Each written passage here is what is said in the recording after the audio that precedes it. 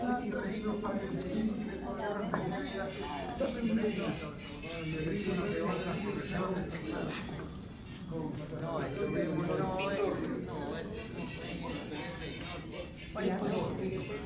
buenas tardes. Reciban una cordial bienvenida a nombre de todos quienes hacemos el Archivo Histórico del Guayas del Ministerio de Cultura y Patrimonio. Como ya es una costumbre del archivo, cada mes procuramos traer al público que nos acompaña, a los amigos y a los nuevos amigos, siempre temas diversos, pero que estén alineados a la historia, ¿no? Que nos permitan dar luces con respecto a temas que, siendo trascendentes, pocas veces los vemos tan ampliados como el que vamos a ver esta noche.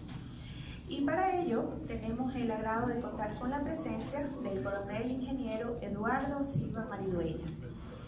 El coronel Silva es oriundo del cantón Yaguachi, es casado, tiene 3 hijos, coronel del Ejército Ecuatoriano en servicio pasivo, diplomado de Estado Mayor, es ingeniero geógrafo, graduado en la Escuela Politécnica del Ejército en Quito, tiene curso de posgrado en Buenos Aires, Argentina, también un curso de especialización en París, Francia.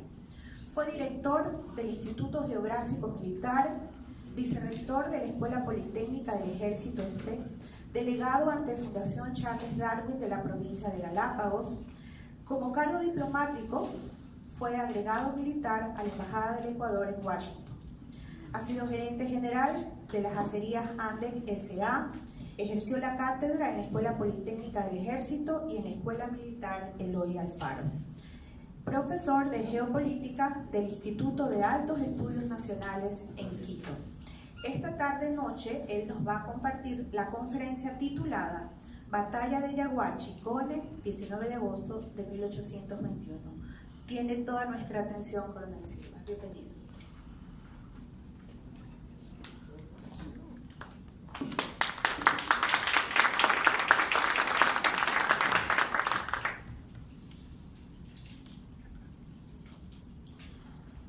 Buenas noches.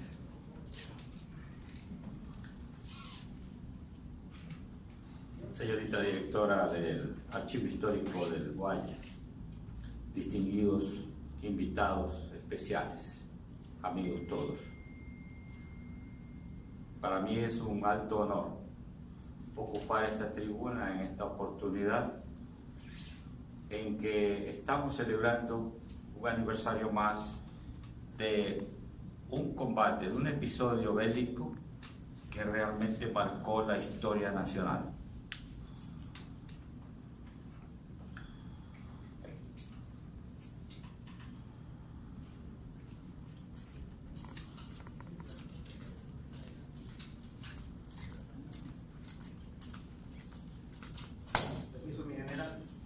Informarles que hemos vencido las tropas del general Sucre, los españoles que venían a derrotarnos aquí a Cone, lo cual pues estamos informándole a usted y al distinguido público general. Muchas gracias, teniente.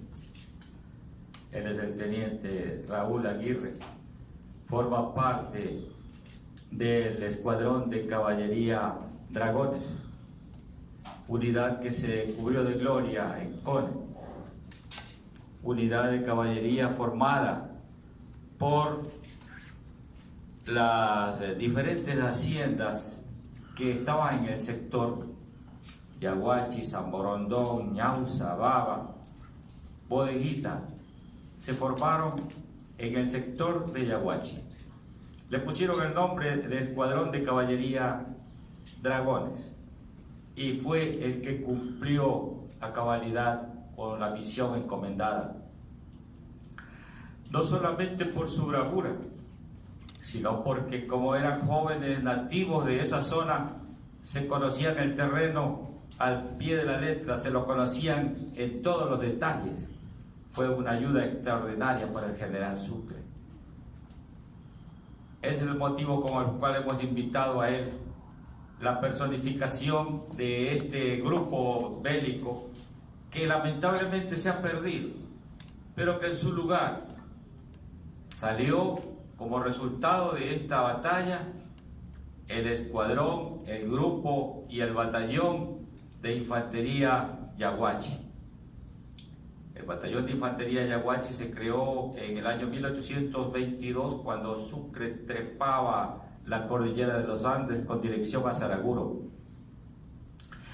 Y tomó a estos soldados del escuadrón Guías, del escuadrón Dragones, porque le impresionó la bravura con que pelearon en Cone.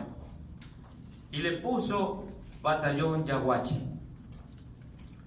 Esa es la razón por la cual ahora, para motivar esta reunión, le he pedido al teniente que esté aquí con nosotros. Mi general, si me permite indicarle a los señores presidentes, por favor, que hemos capturado. Hemos capturado en esa batalla fusil con la que se peleó, con lo que peleamos, que con esto peleamos primero. Hemos capturado pistolas, imagínense, de la época en general.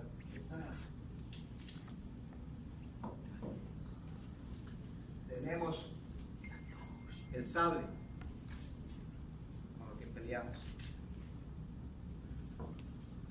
la espada. Esta es la espada que capturamos de caballería.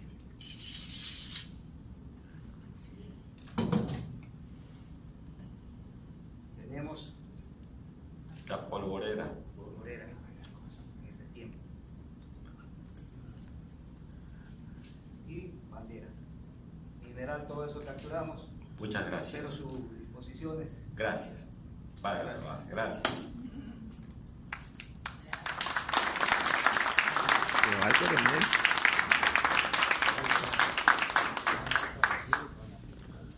Batalla de Yaguachi Cone, 19 de agosto de 1821. Como antecedentes podemos indicar lo siguiente.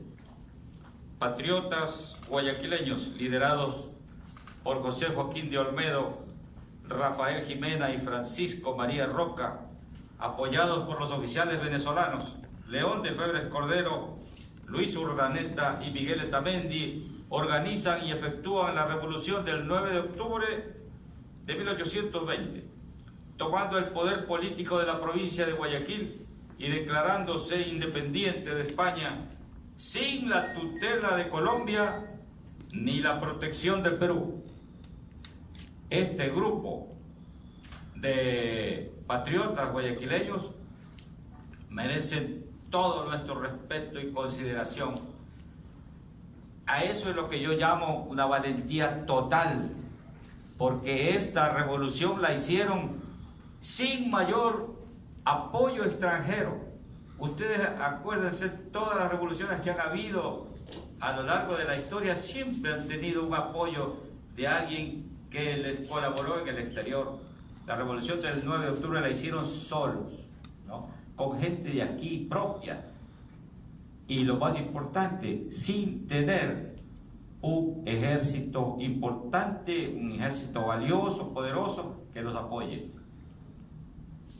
Estratégicamente la revolución fue un éxito, pues alcanzó el objetivo político previsto sin derramamiento de sangre, es decir, se consiguió mucho al menor costo posible. Fue un golpe magistral, meticulosamente preparado y ejecutado. Guayaquil está libre, pero no tiene un ejército regular suficiente como para defender la revolución. Apenas unos pocos oficiales profesionales, algunos milicianos escasamente armados y, eso sí, muchos voluntarios preparados y ejecutados. La Junta de Gobierno tiene el control del tráfico marítimo, pero no de las líneas de comunicaciones con el interior del país, que están en poder del ejército realista español.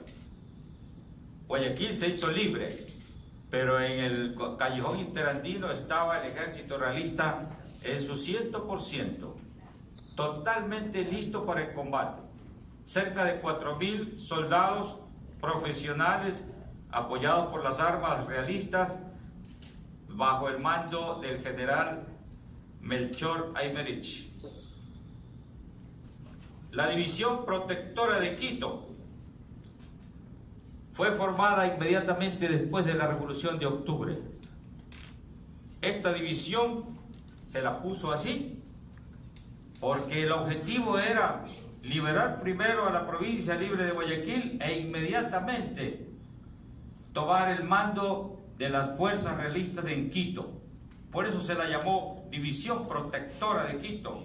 Sus mandos fueron el coronel Luis Urdaneta como comandante de división, coronel León de Febres Cordero y mayor Letamendi. Las unidades no estaban completas y en su mayor parte eran voluntarios cívicos sin instrucción. La división, así conformada, parte hacia el interior del país con la misión fundamental de brindar apoyo militar a los esfuerzos desplegados por los patriotas en las ciudades de la sierra. El 9 de noviembre de 1820, la división entra en combate con los realistas en el punto llamado Camino Real, al sur de Guaranda, produciéndose el descalabro de las tropas españolas y consecuentemente el primer triunfo de la recién formada división. Hasta este momento no venía nadie en apoyo de la revolución del 9 de octubre. Eran tropas exclusivamente de acá. Apenas había unas docenas de soldados peruanos que estaban de paso aquí en Guayaquil y que fueron incorporados para proteger la revolución. Situación militar continental. La guerra de la independencia sudamericana fue producto de sucesivas campañas, las mismas que iban alcanzando sus objetivos progresivos que se habían fijado los conductores de la guerra. Llámense Simón Bolívar, José de San Martín en el cono sur, Bolívar en la parte norte del subcontinente.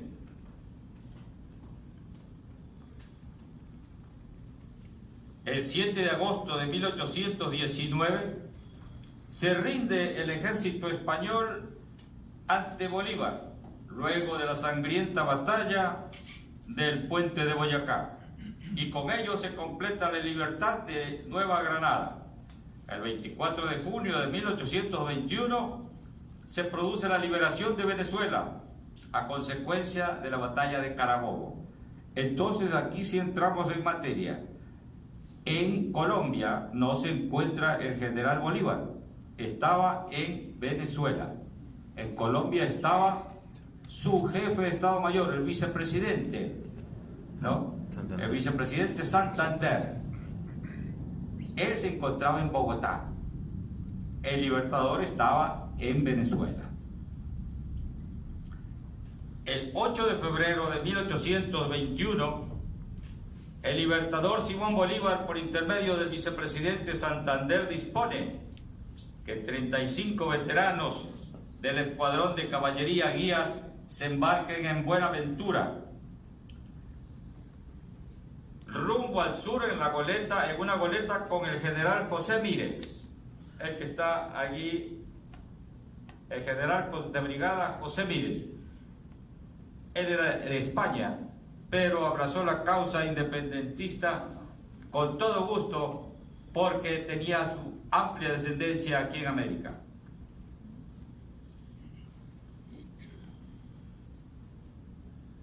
El general Mírez trae consigo 1000 fusiles, 50.000 cartuchos de fusil, 8.000 piedras de chispa, 300 sables, 100 pares de pistolas. Este sistema del mecanismo es de chispa, ¿no? El fusil es apretado en el rabillo del disparador y cae el martillo produciéndose una chispa, la misma que enciende la pólvora que está aquí y empuja la bala. Es un sistema que se usó hasta 1830. El 6 de mayo del mismo año arriba al puerto del Morro, al sur oeste de Guayaquil, el general de brigada Antonio José de Sucre. Como decimos en el ejército ecuatoriano, en la sierra, Juan Brito. 26 años tenía el general Sucre, 26 años y era general de brigada. Jovencito. Fue nombrado jefe de operaciones del Ejército del Sur. Vino con el batallón de infantería Santander, con gente colombiana y el batallón Albión, con efectivos británicos. Aquí sí empieza ya el apoyo exterior. ¿Y por qué vienen acá a Ecuador? ¿Quién los invitó? Los invitó mediante una carta que envió Olmedo por intermedio del capitán Francisco de Paula Lavalle, capitán de infantería guayaquileño. Envió una carta a Bogotá creyendo que el Libertador se encontraba en Bogotá. Lo recibe el general Santander, vicepresidente de Cundinamarca. ¿Y qué le pedía en esa carta? En esa carta le pedía apoyo militar para la revolución del 9 de octubre. Y le decía muy claramente, si no nos da apoyo militar, realmente estamos liquidados. Y efectivamente podía haber sido así. 4.000 soldados estaban en la sierra ecuatoriana, que se demoraron 28 días en venir con todo su bagaje a Guayaquil. Si eso ocurría, yo les aseguro que hubiera sido otra la historia que contábamos de este momento. Los hubieran degollado a los patriotas, como les llamamos, a nuestros patriotas del 9 de octubre, a todos los miembros de la Aurora Gloriosa, no quedaba nadie, porque esa era la orden que había. Todos los sediciosos tenían que ser ejecutados, ni siquiera fusilados, sino con bayonetazo limpio.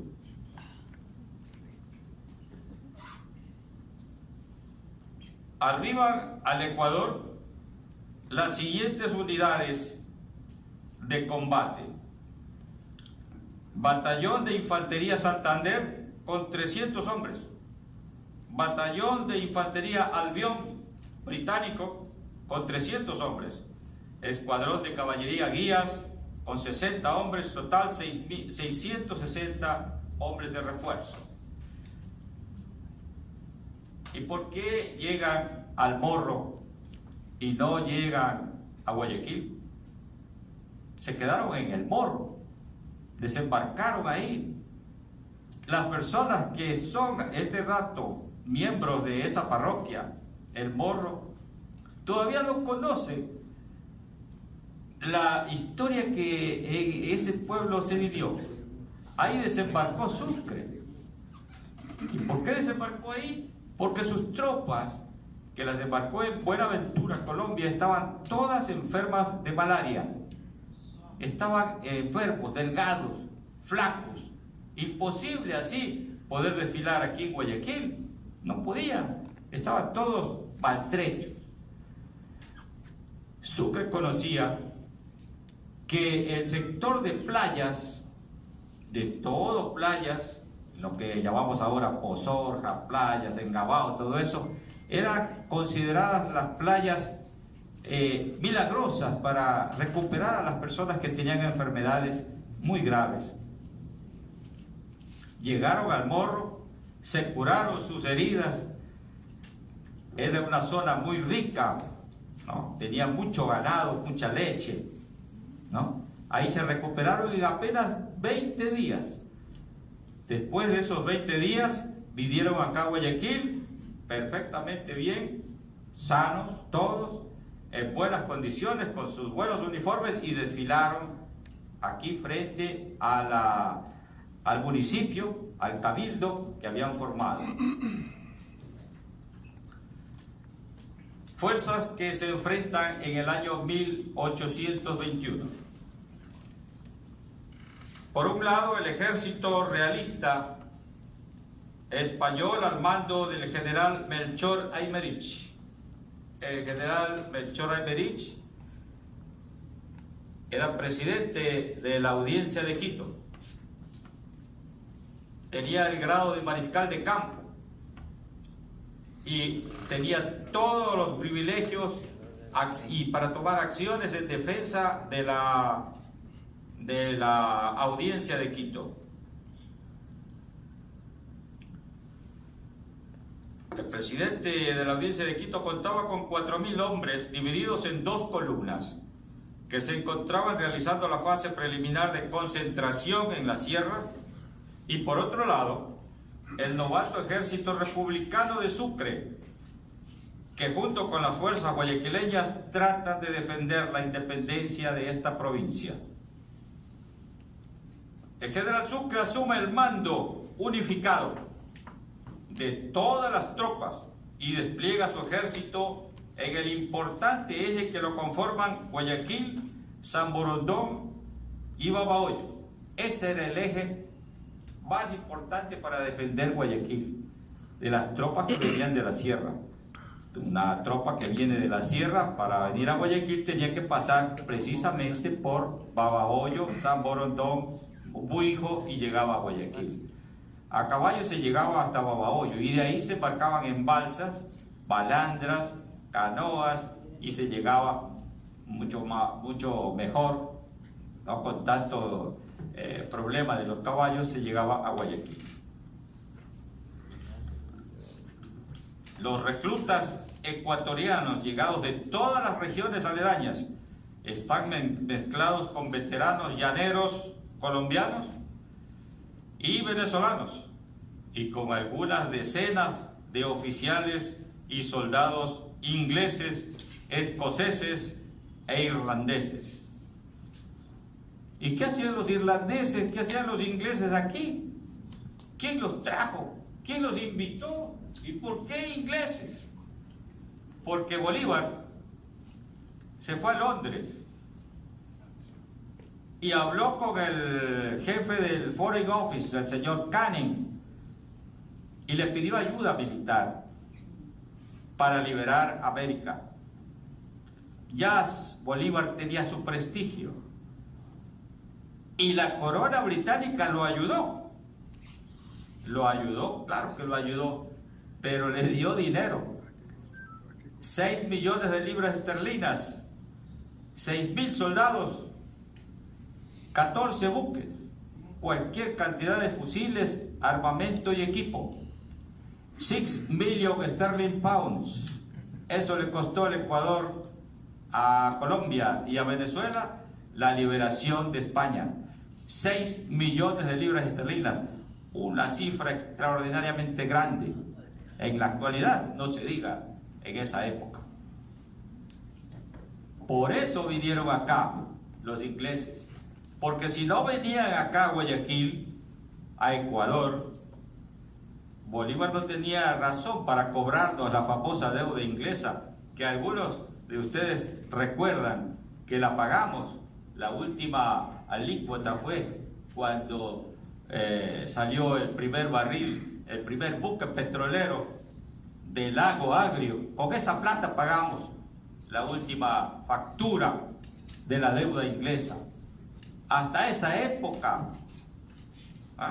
Entonces Bolívar quería tener otra persona para que entre al grupo de los deudores, no solamente Colombia y Venezuela, sino también Ecuador. Por eso es que vinieron los ingleses acá. Y ya vamos a hablar cómo vinieron los ingleses.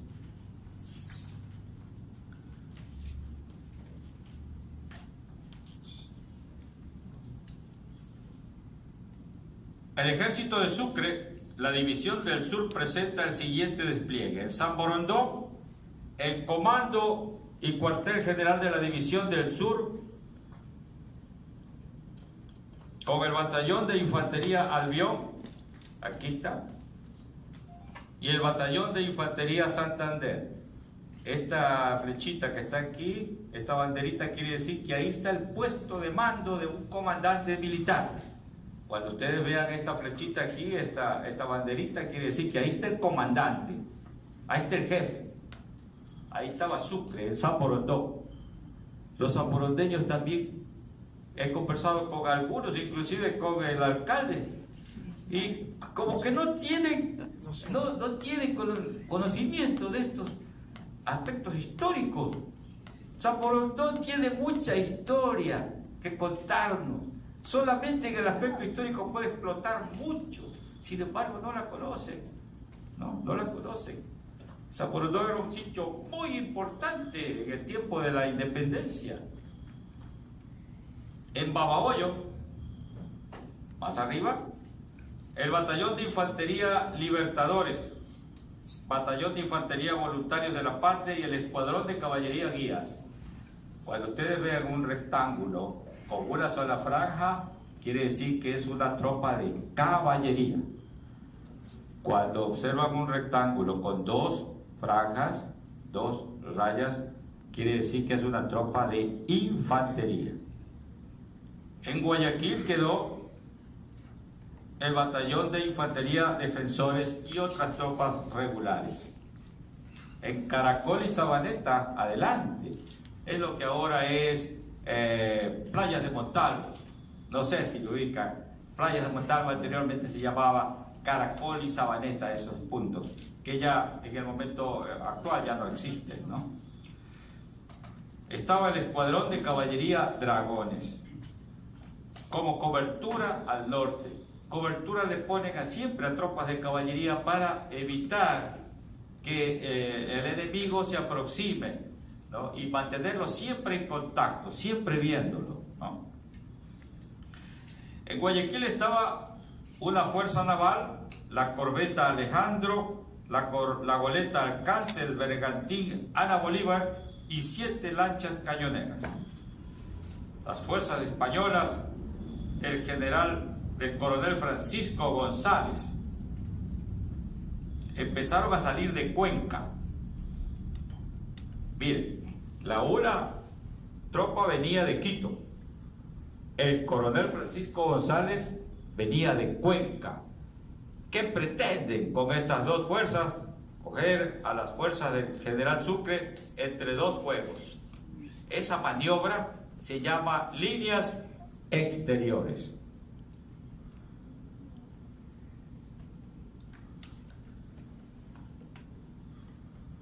Aquí está el coronel González con su tropa, el mariscal Aymerich con su tropa viniendo de Quito y González viene de Cuenca. Está clarita la maniobra, líneas exteriores. ¿Y qué hace Sucre para contrarrestar este peligro? Para contrarrestar este peligro, Sucre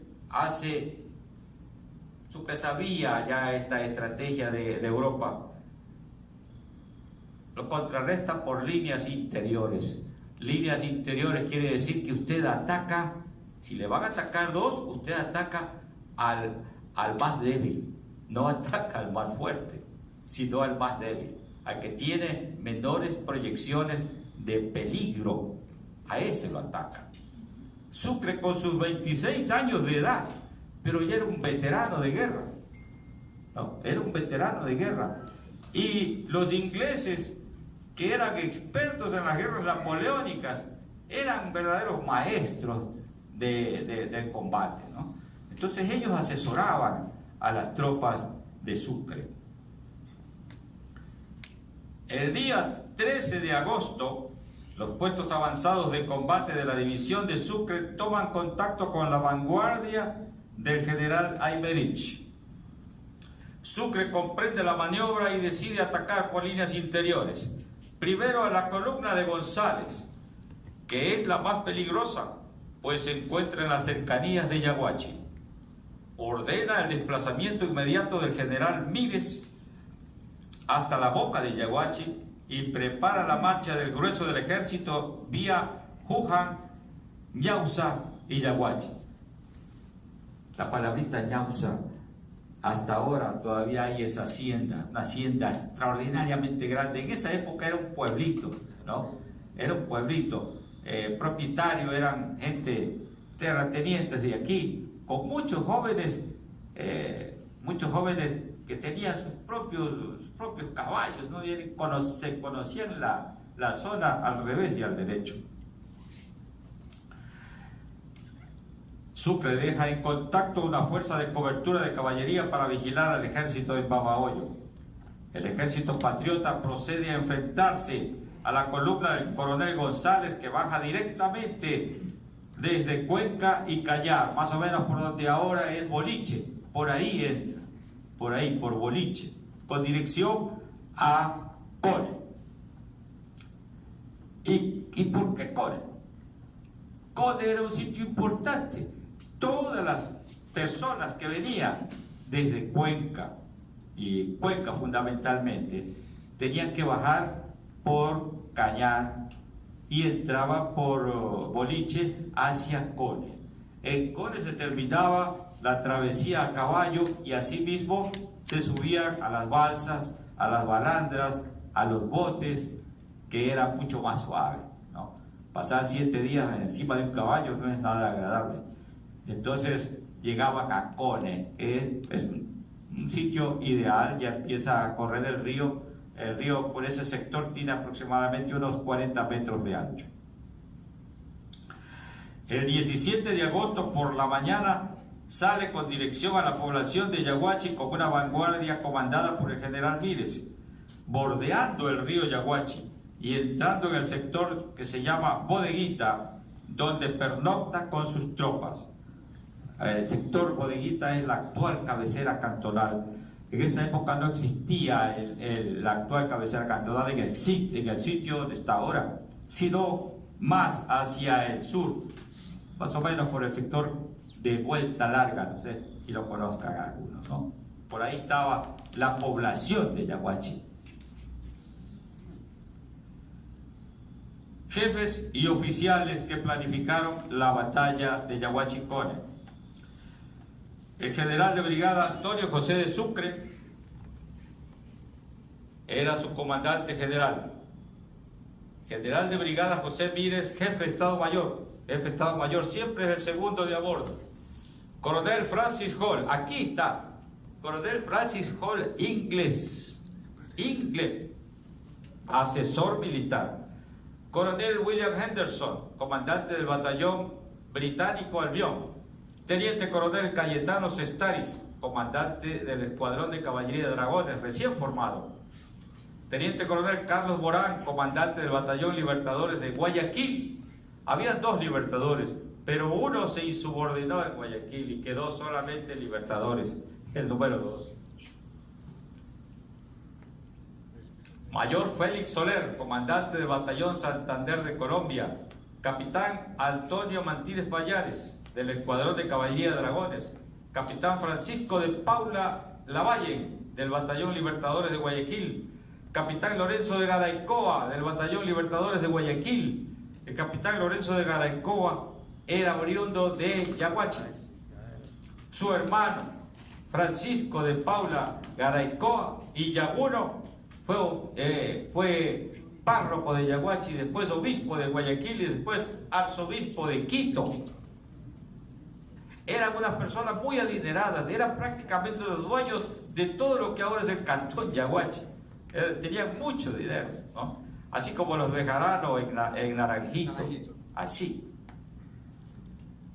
Teniente Abdón Calderón Garaycoa, del batallón Libertadores de Guayaquil. Al año siguiente, 1822, moriría en Pichincha. Y teniente Lawrence Maguire, irlandés del batallón británico Albión.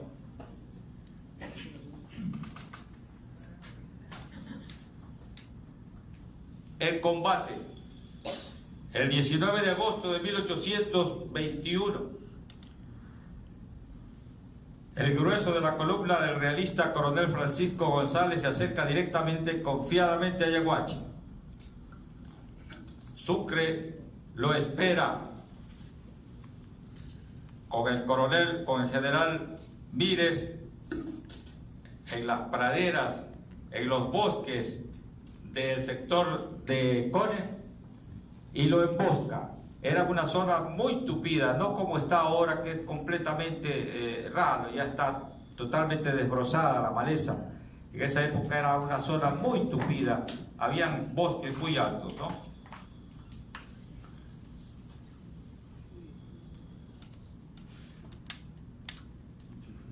La columna realista ingresa en la zona de la emboscada y efectivamente los dragones hacen sus primeras descargas y arremeten por retaguardia, Libertadores y Santander.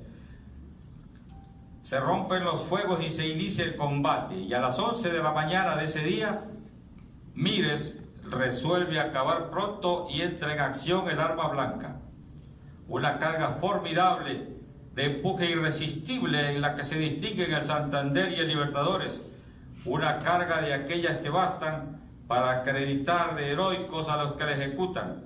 Una carga arrolladora que en un instante resuelven una acción empeñada y con ellas la suerte de un pueblo, de una brillante victoria de las armas de nuestra naciente república. 1 hora dura el combate.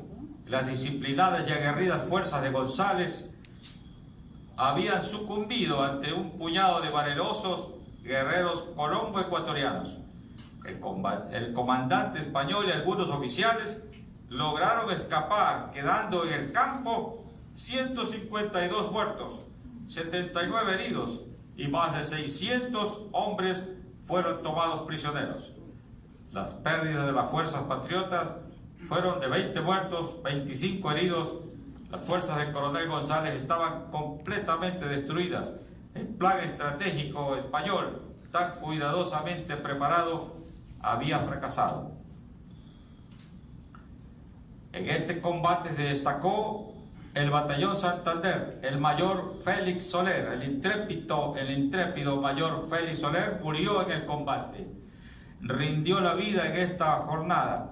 La rindió con gloria para sí y gloria y provecho para la patria.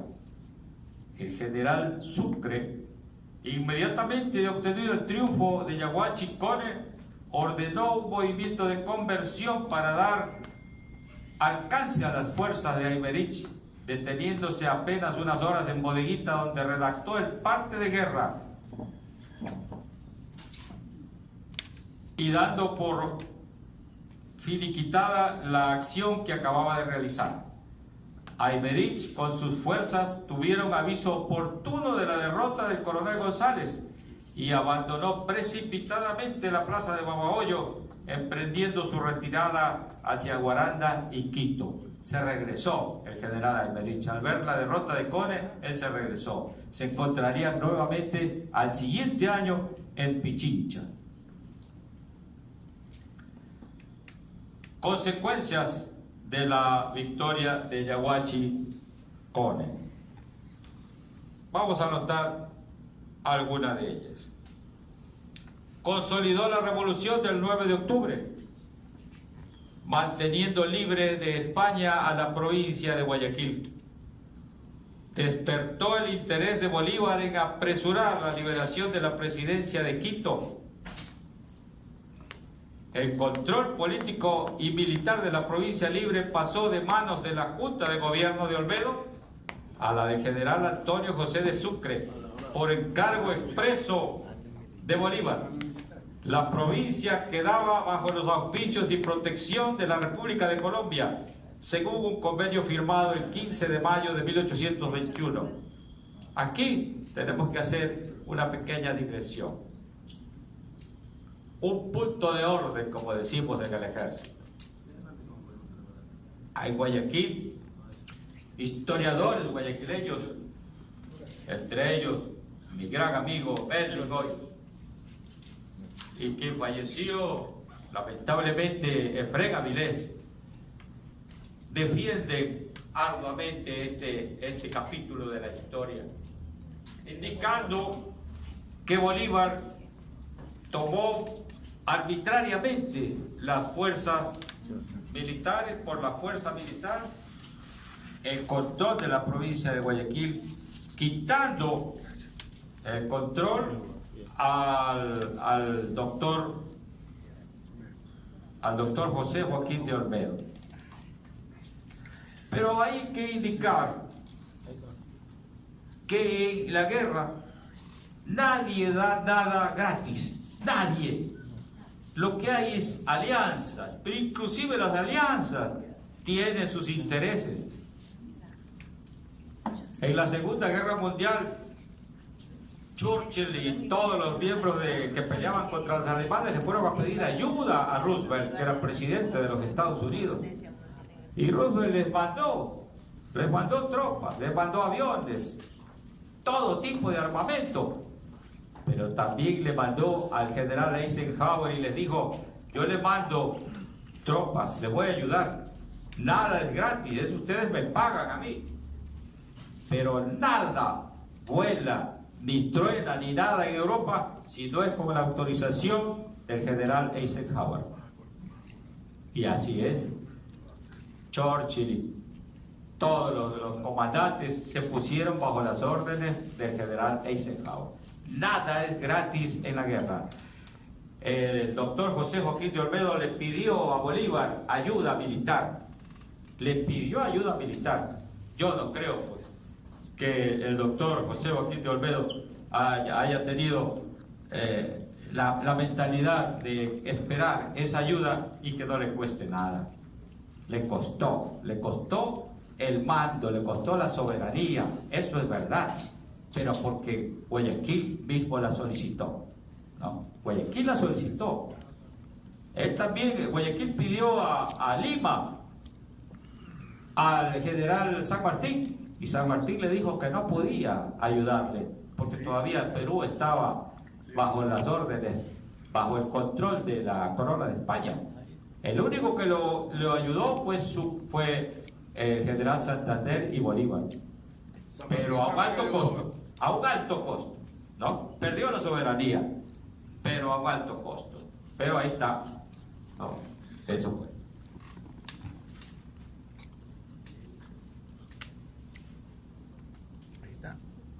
Aquí ponemos Vamos a ver la anterior, por favor. La Junta de Gobierno de Olmedo, que ganó la libertad política el 9 de octubre de 1820, perdió la soberanía en 1821, un precio muy alto por la ayuda militar recibida. Esto está claro, ¿no?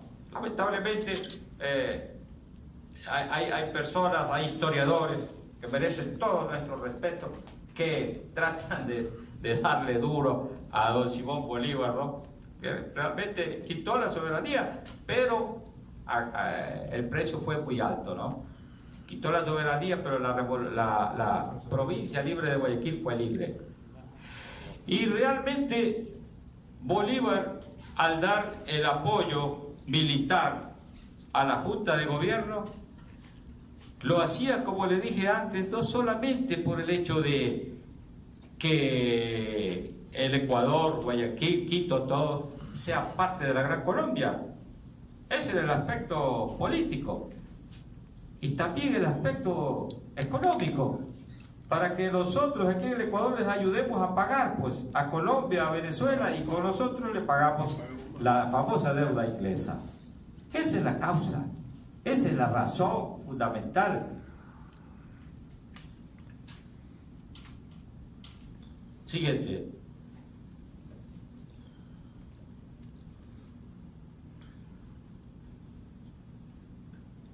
Esa es la siguiente. Ya. Esta es la provincia libre de Guayaquil, ¿eh? Desde el sur de Esmeraldas hasta Machala, ¿no? Todas las provincias actuales, a excepción de Esmeraldas y de Santo Domingo de los Áchilas. Siguiente. Este es el almirante John Illico, comandante de la escuadra guayaquileña y fundador de la escuela naval. John Illico, en Guayaquil. En Venezuela estaba el almirante George Bryan. En Perú estaba el almirante Guise. En Chile estaba el almirante Lord Alexander Cochrane. En el Río de la Plata estaba el almirante Brown. Todos almirantes ingleses. ¿Y por qué? ¿Por qué estaban almirantes ingleses? Porque había una condición que puso Lord Canning en Londres, de que si se llegaba a producir la independencia de las repúblicas americanas, estas repúblicas tenían que negociar solo con Inglaterra. Las bodegas de Liverpool e Inglaterra estaban repletas de productos y Europa no les compraba. A los otros prácticamente los obligaron a comprar todo eso, y de ahí vinieron cosas muy buenas, ¿no? Yo siempre le digo a mi familia que en el siglo pasado, 1940 por ahí, mi padre compró para filtrar agua, un filtro de agua inglés, que hasta hace poco lo teníamos, inglés, decía 1860. Eso lo compramos aquí en Guayaquil, posiblemente venido en esa época, ¿no? Y así como eso vinieron arados, material para agricultura, ganadería, todo eso vino de Inglaterra. Era prohibido de que entren buques, por ejemplo, españoles, buques norteamericanos, prohibido. Solamente podían ingresar buques ingleses, ¿no? Con esas condiciones, y por eso está este señor Ellicott, cuyos descendientes hasta ahora están con nosotros, ¿no? Este es el almirante Lord Thomas Alexander Cochrane, comandante de la escuadra chilena. Igual, en Chile no consideraba un solo buque español, sino solamente los británicos. Nosotros nos convertimos en el mejor negocio de los británicos. Los británicos estaban cansados de tanta guerra con Napoleón, no querían saber nada, no querían nada de territorio, lo que querían era hacer negocio, ¿no? Hacer negocio con las nuevas repúblicas. Esta es la foto del coronel Francis Hall del batallón Albion, asesor militar. Este inglés extraordinario, él daba clases a los jefes militares de la Venezuela, Colombia y Ecuador. Le daba clases de forma como atacar, ¿no? Cómo se atacaba en Europa. Un asesor militar extraordinario, siempre al lado del general Bolívar. Este es George Canning, ministro de Exteriores británico de la Foreign Office.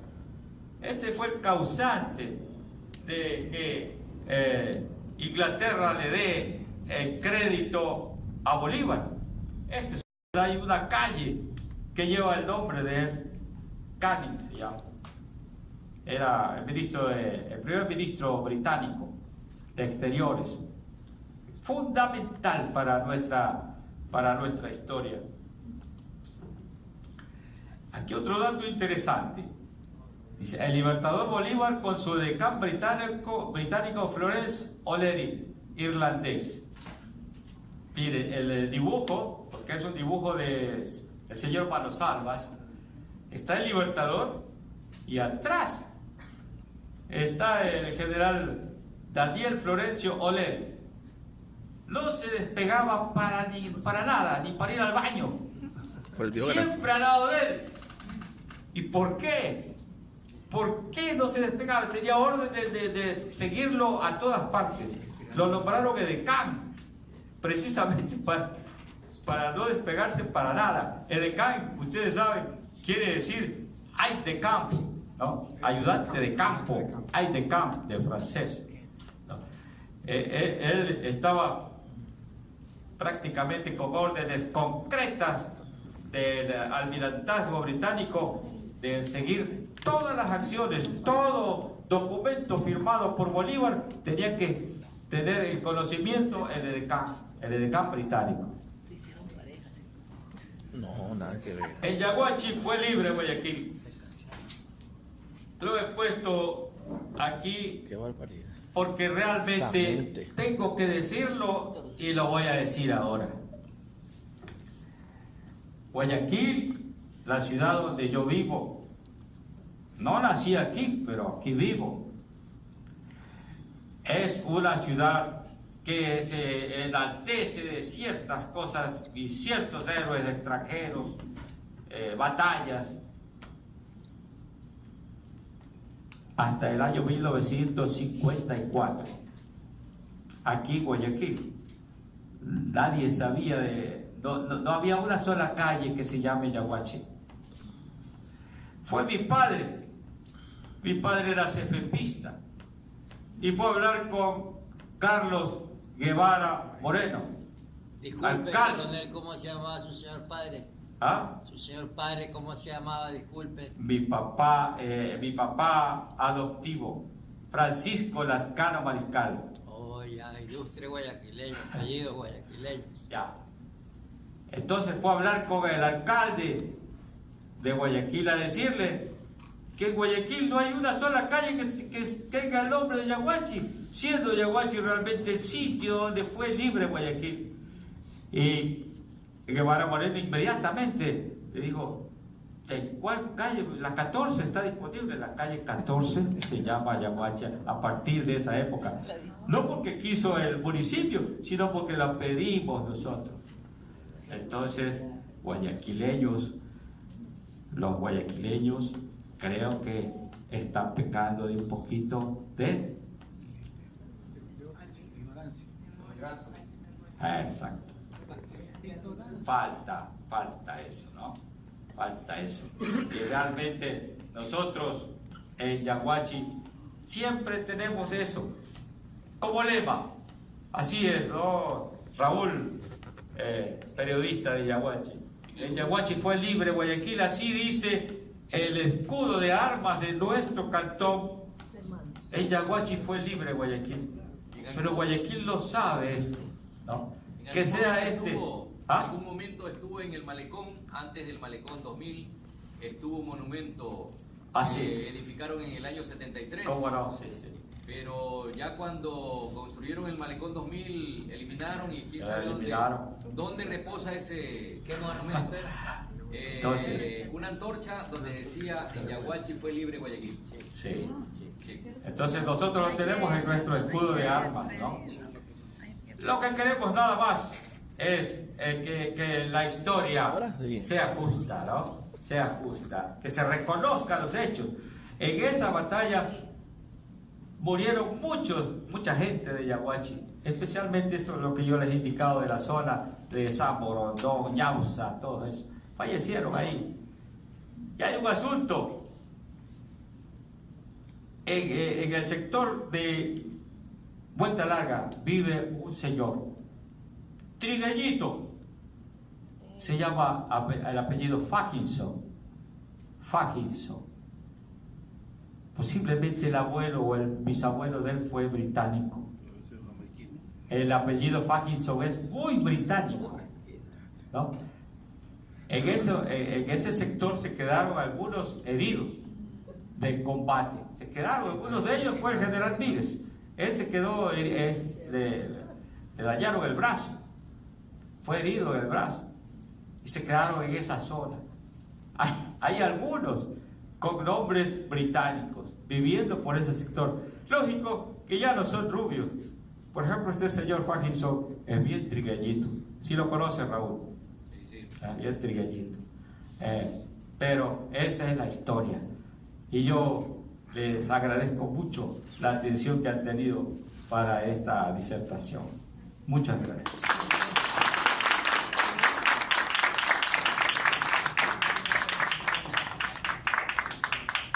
Queremos agradecer al coronel Silva Maridueña por haber compartido con nosotros este producto de investigación que él tiene. Y bueno, él está abierto a preguntas porque muy probablemente las hay. Y sí, porque a veces hay temas que desconocemos, ¿no? Como guayaquileños. Y sí, hablamos que estamos próximos a celebrar nuestro bicentenario de la independencia, pero ¿qué pasa con lo anterior? Así es que abierto el diálogo, el coronel está dispuesto a solventar cualquier inquietud.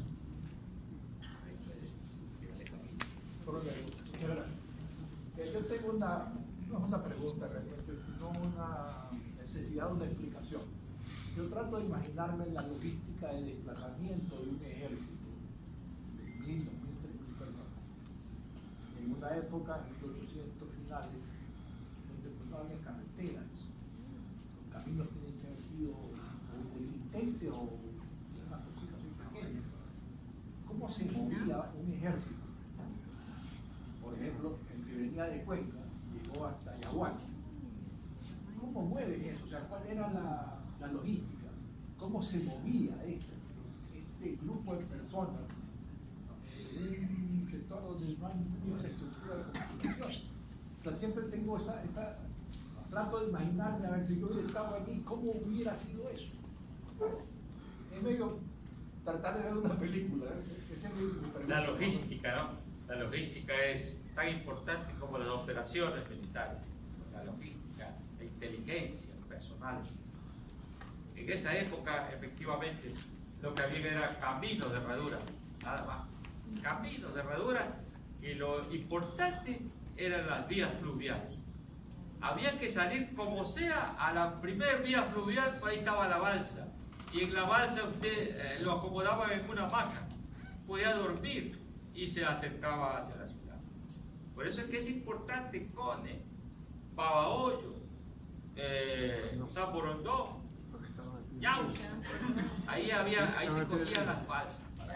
Pero para llegar ahí, el asunto de la logística era con mulas. Pero en la sierra no había balsa. ¿Cómo salen? Eso le digo, en mulas, viniendo desde Cuenca hasta Cone, en mulas. Atrás de las tropas venía todo lo que ahora le llamamos los trenes logísticos. Siempre venían. Lo puso en práctica en México, por ejemplo, la famosa, la guerra de la independencia de México, y después la guerra de guerrillas de Pancho Villa. Entonces, primero iban las tropas y atrás venían las guarichas, ¿no? Las guarichas no solamente, ellas venían con todo el bagaje de logística, atrás, las mujeres. Eso se llegó también a poner en práctica aquí con Alfaro.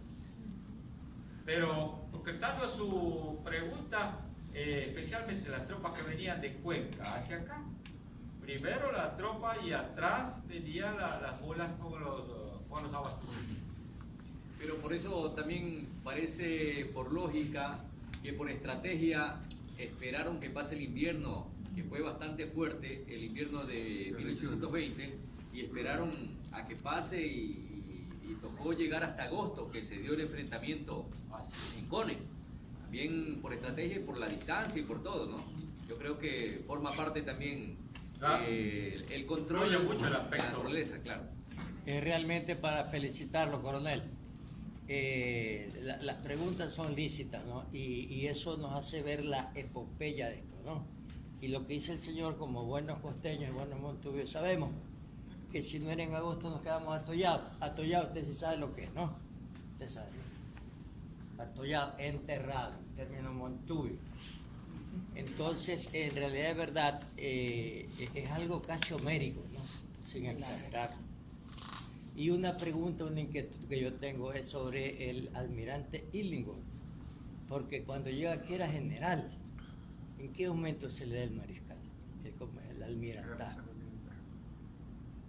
Porque también me hacen pensar que dicen que el general Urbina, cuando se le da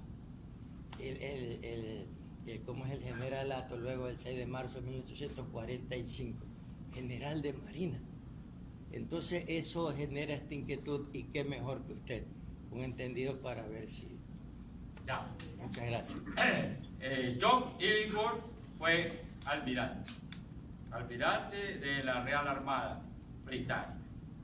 ¿No? Y los despachos de él cuando funda ahora la escuela náutica, la escuela náutica, como general.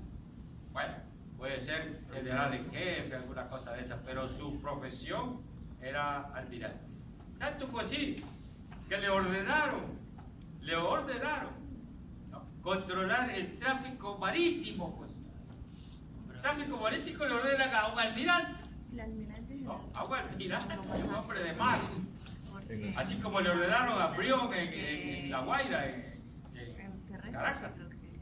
Guise no dejaba entrar un solo buque a Callao. Lo mismo Cochrane. Y Brown, que es héroe nacional, en Buenos Aires. Gente de mar. Por eso que le digo, era que le hayan puesto el grado de general, se lo ponían. Al doctor Hideo Noguchi le pusieron el grado de coronel del ejército ecuatoriano. ¿Qué tenía él de coronel? Nada, él era médico. Sin embargo, le pusieron el grado de coronel. Y no porque quisieron ponerle el grado de coronel, sino porque no había otra forma como para poder pagarle. Era un honoris causa. Le pagaron, ellos ganaban una cantidad insignificante, pero le dieron ese grado de coronel y él no era militar, pero lo uniformaron todo. Hideo Noguchi, el que nos salvó de la fiebre amarilla. Entonces, se le pone. No, pero yo le digo interesante, yo le hago esta pregunta a usted porque usted conoce, sabe. Por ejemplo, el nieto del general Illingworth, don Camilo de Struve Illingworth. Entonces él habla de eso, en su biografía, el nieto. Entonces, o sea, digamos, por ejemplo, ¿quién va a negar la importancia de Illingworth y de todos estos, digamos, decía Napoleón, que venían de la pérfida Albión, ¿no? Entonces, ¿quién va a negar la grandeza de ellos? Sino que era una inquietud, ¿no? Entonces, muchas gracias. Satisfecho su inquietud. Señor coronel, habría que precisar algunas cosas.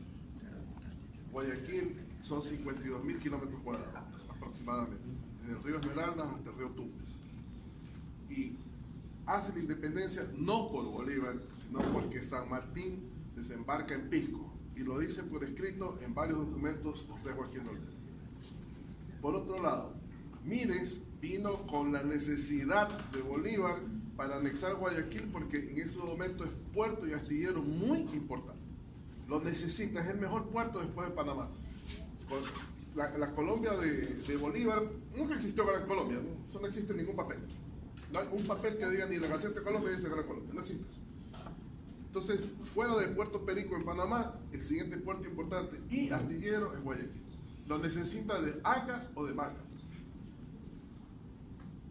Olmedo escribe varias cartas. Efectivamente, Francisco de Paula Lavalle Muguerza lleva la carta a Bolívar que no podía venir porque estaba empantanado en Pasto, porque los pastusos no querían liberarse. Estaban felices. Y llegó a Pichincha o a Quito 3 semanas después, 21 días después llegó. O sea que él no es libertador de Pichincha, ni tiene nada que ver. Como no le dan atención y lo rechazan a Mires, entonces lo mandan a Sucre. Y Sucre hace un tratado con el gobierno de Guayaquil para ser jefe de las Fuerzas Armadas de Guayaquil. Está escrito, está en el Patriota de Guayaquil, aquí al lado hay facsimilar. No es que hubo un negocio. De paso, existen los documentos de que uno de los grandes accionistas de las fábricas de armas inglesas es Simón Bolívar y Palacios. Así que él interesaba la guerra. Y sus gentes son mercenarios. Y son mercenarios, ¿por qué? Porque se acabaron las guerras, Napoleón está dominando el mundo europeo. ¿Y qué están haciendo? El soldado es para la guerra. Usted es militar y usted sabe que el militar vive de la guerra. Claro, nuestros países latinos no han tenido las guerras monstruosas que tenían Europa hasta esa fecha.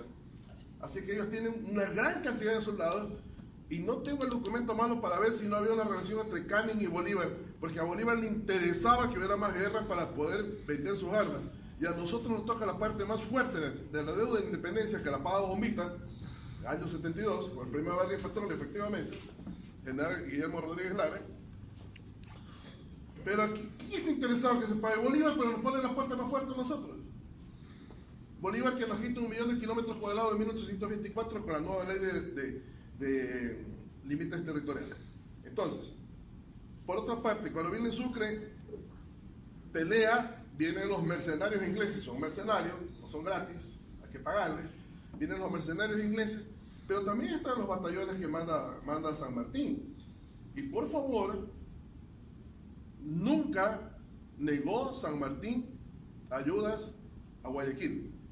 ¿Y cómo lo sé? Porque viene inmediatamente con la goleta que no se llamaba Alcance, se llamaba Escobedo, y que cuando llega a Guayaquil ya se llama Patria, la que era según el documento que está aquí, solamente de Manuel Loro, Yo todavía no he encontrado el documento que diga que es de Luzárraga también, pero aquí dice que es capitán y propietario en 2 documentos que hay en este archivo. Tomás Guido y Toribio de Luzuriaga. El primer edecán y el mejor general que tiene les manda José de San Martín y Matorras, junto con armas, fulminantes, pólvora y perdigones. Sí mandó. Y continúa mandando bastantes armas. Bolívar no mandó nada. Nunca hizo nada apropiarse. Ahora, respeto sus criterios, pero acá hay unas actas de cabildo donde nosotros vemos el fraude motivado por Bolívar y ocasionado por Leocadio Ollona, padre de Numa Pompín Ollona, donde hay firmas duplicadas, firmas falsas, de menores de edad y gente fuera del vecindario. Y el cabildo rechaza la solicitud de anexión a Colombia. Y no hay nada. Por otro lado, él le iba a hacer un juicio a Olmedo, y Olmedo tiene que oír, porque dijo que estaba en anarquía. El pueblo no estaba en anarquía. No había para nada anarquía. También había varios grupos. Aquí tenemos una fuerza de 1.500 soldados que se les pagó. Hay los documentos, en la colección de documentos para la independencia de Perú, están las copias transcritas de los documentos con que se les pagó a los soldados cusqueños y otros soldados, se les pagó aquí para que pleguen a favor de la independencia. No es que ellos plegaron porque eran patriotas, nadie es patriota o patriota. Plegaron para eso. Entonces, no es exactamente Bolívar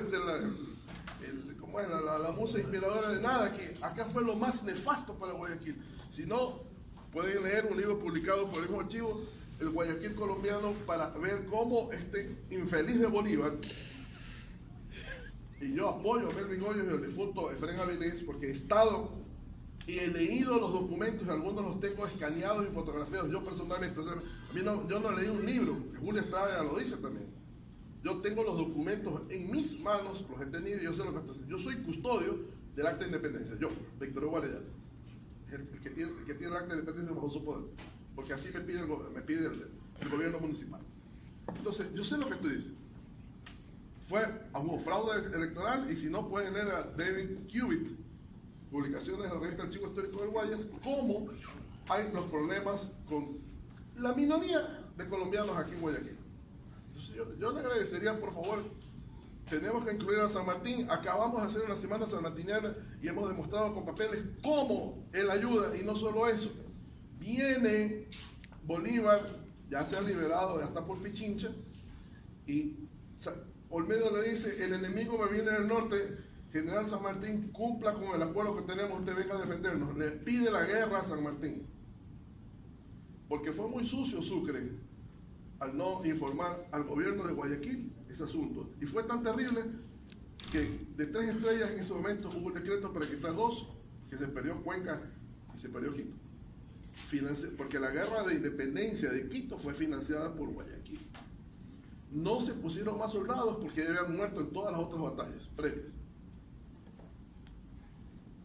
Gracias. Bueno. Yo quisiera advertir, no una, sino algunas opiniones. Pero antes de dar las opiniones, tengo que felicitarle a usted por su magistral esta batalla tan importante para que Guayaquil conserve su independencia, porque de no haberse dado esa batalla, de no haber enviado el libertador Bolívar, personaje universal, libertador, primero a José Líder, general José Líder, y posteriormente, uno viene en enero de 1821, el mariscal de Ayacucho, uno de los grandes militares estrategas de América, no es cualquiera, ¿no? Y libertador del Ecuador, que se pagó en los campos de batalla. Cuando viene acá, tanto el uno como el otro traen armas, traen hombres, y de no haber sido por hechos, y de no haber sido por la disposición oportuna del libertador Bolívar, Guayaquil, su magna revolución, hubiese sucumbido y hubiese hubiese sucedido, hubiese corrido la misma triste suerte que el 10 de agosto de 1809, que por no haber ejército para salvar esa independencia que se dio en Quito y que los españoles persiguieron, encarcelaron, asesinaron. Entonces hubiese tenido lo mismo a Guayaquil. Yo personalmente estoy por esa corriente porque el plan de Aymerich, que no hay que conocer, que Melchor Aymerich era un extraordinario militar, exitoso en los campos de batalla a favor de España, y estaba como presidente de la Real Audiencia de Quito y como comandante jefe de las fuerzas realistas aquí acantonados en lo que hoy es la República de Ecuador, llamado Presidencia de la Real Audiencia de Quito. Y en ese movimiento envolvente, que no vinieron más antes, como digo, el distinguido expositor, que si no hubiese obrado el invierno, la suerte de Guayaquil hubiese sido destrechada en su libertad. Y tuvieron que esperar los españoles que pase el invierno, y Bolívar pues envió a estos ilustres y grandes militares. José Mírez, un militar experimentado en muchas batallas, y el mariscal de Ayacucho, todos sabemos que un estratega, además de diplomático, además de ser un hombre de un pensamiento y de un actuar tan noble, porque los libros lo dicen así. Así que por lo tanto, yo personalmente creo que Bolívar salvó a Guayaquil.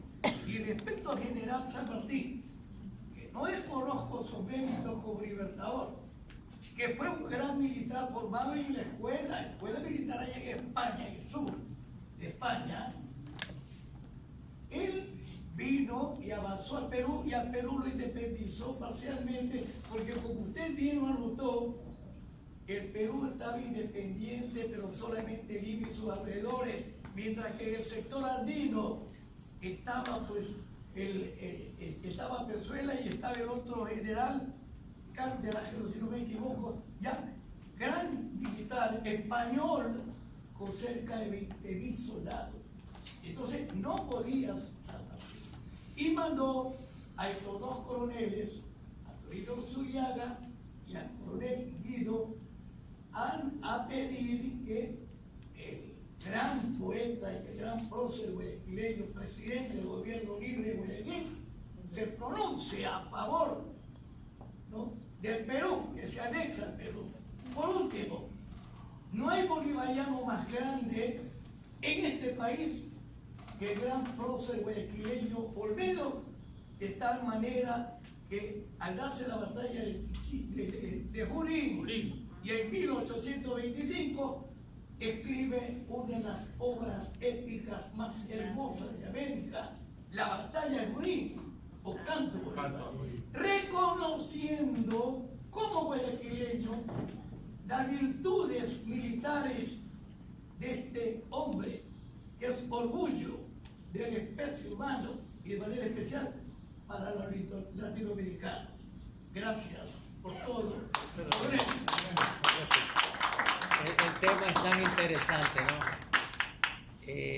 Pero no podemos dejar un cabito libre.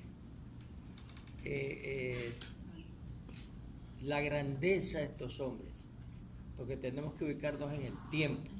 Primeramente, cuando dicen que Olmedo era peruano, etcétera, el Perú todavía no existía como república. Estamos en proceso embrionario, ¿no? Segundo, el peligro a que se acechaba a la naciente provincia libre de Guayaquil eran los soldados que el rey de España, el terrible rey Felón, ¿no?, el de la Pepa, en la guerra de la Reconquista manda a Toribio Montes, manda a Sámano, a Aymerich, vencedores de Bailén, como bien dice el colega Jorge Andrade. Entonces, al margen de todas estas cosas, el extraordinario guayaquileño. Por ejemplo, la grandeza de él es tan grande que él fue resentido con Bolívar cuando Mano Militari tomó Guayaquil. Se fue. Pero tan grande es que después, como bien dice Jorge Andrade, le canta esa oda pindárica, el canto a Bolívar. Entonces realmente pues estos temas son tan hermosos, tan apasionantes. Y quizás un poco apasionado, y les ruego me disculpen, pero eso era. Gracias.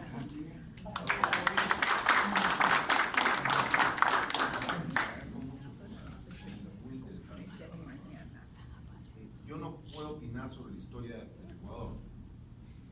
Yo soy extranjero, respeto profundamente al Ecuador, pero sí puedo opinar sobre la historia del Perú. Yo le puedo asegurar a usted que Bolívar en el Perú fue un tirano.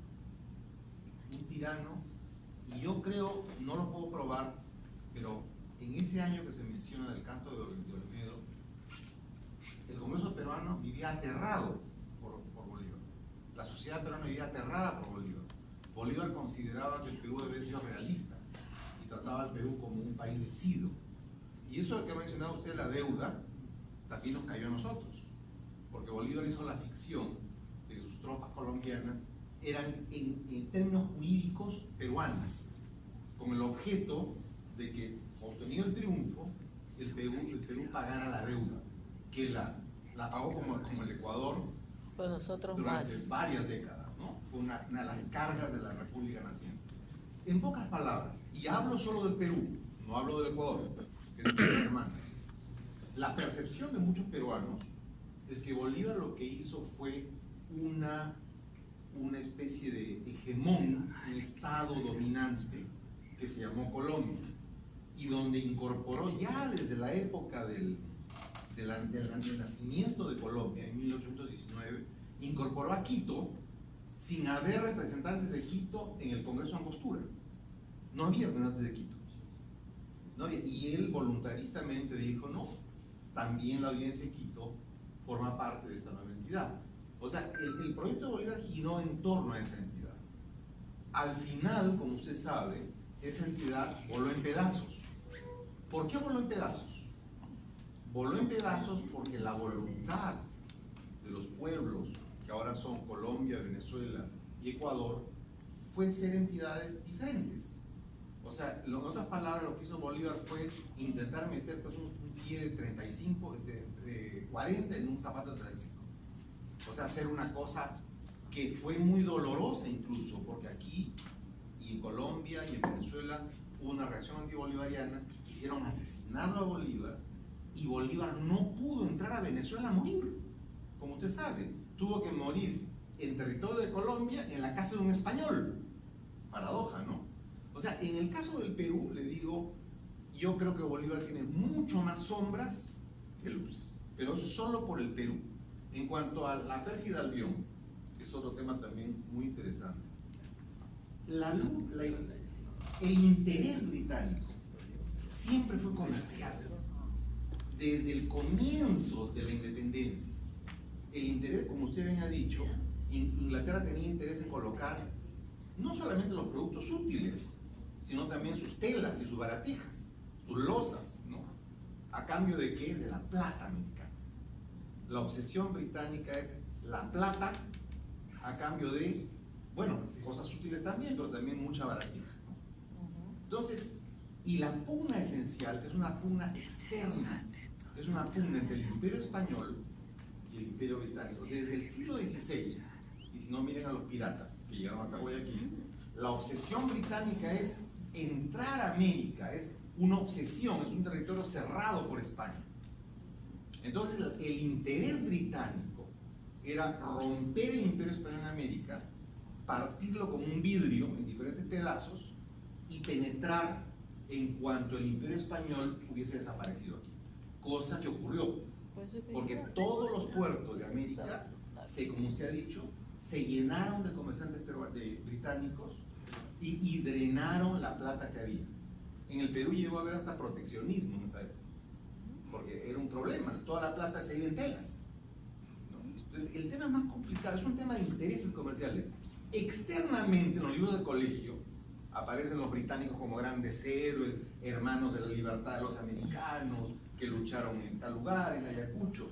Pero claro, esa es la parte poética, pero no es la realidad. La realidad es el interés económico. Y creo que eso marcó esta pugna entre España y Gran Bretaña.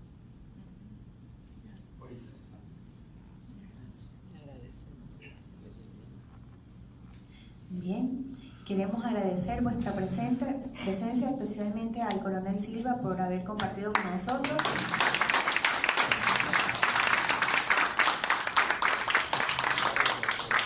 Y como siempre decimos, ninguna ciencia está concluida, ninguna disciplina está terminada, todo está en constante proceso de descubrimiento.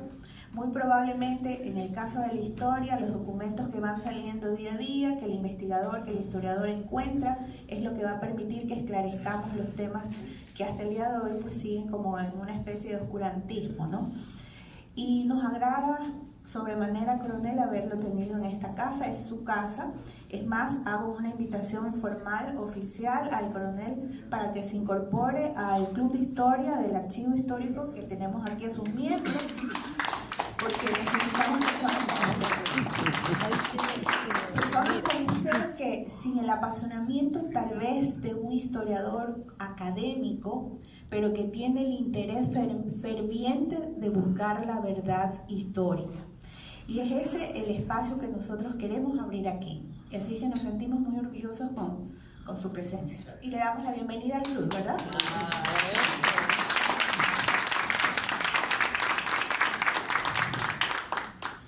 Y bien, entonces con esto quiero invitarlos, para las personas que recién nos acompañan, tenemos por costumbre tomarnos la foto de familia, decimos. Por favor, acá adelante, agradecer sobremanera la presencia del doctor Hugo Pereira, cónsul de Perú. Muchas gracias, doctor, por estar aquí acompañándonos. Él es historiador de carrera, entonces lo que ha compartido con nosotros es muy importante, ¿no? Así que los invito, por favor, para la foto de familia.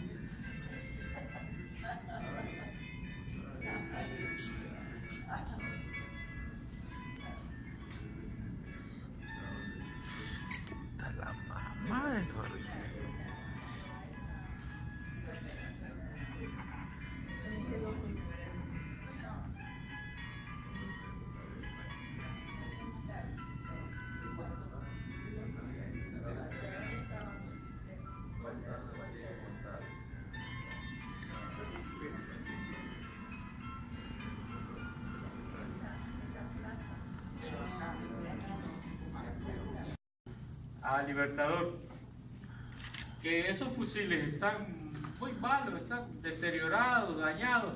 Él le dice 15 años de guerra, ya los fusiles ya no sirven para nada. Y uno de ellos le dice, excelencia, pero aquí le podemos arreglar ese fusil. No solamente que le arreglamos, sino vamos a hacer mejores.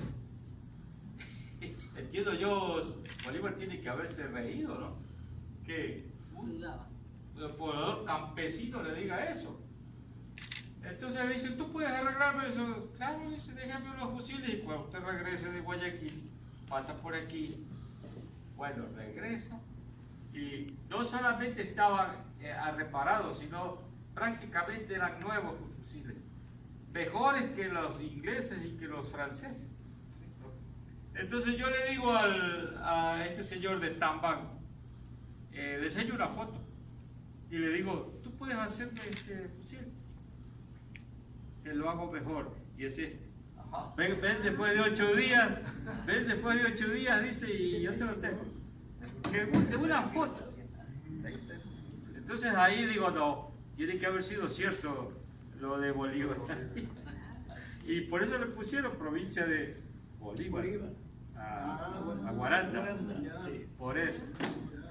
La foto, por favor. Ya.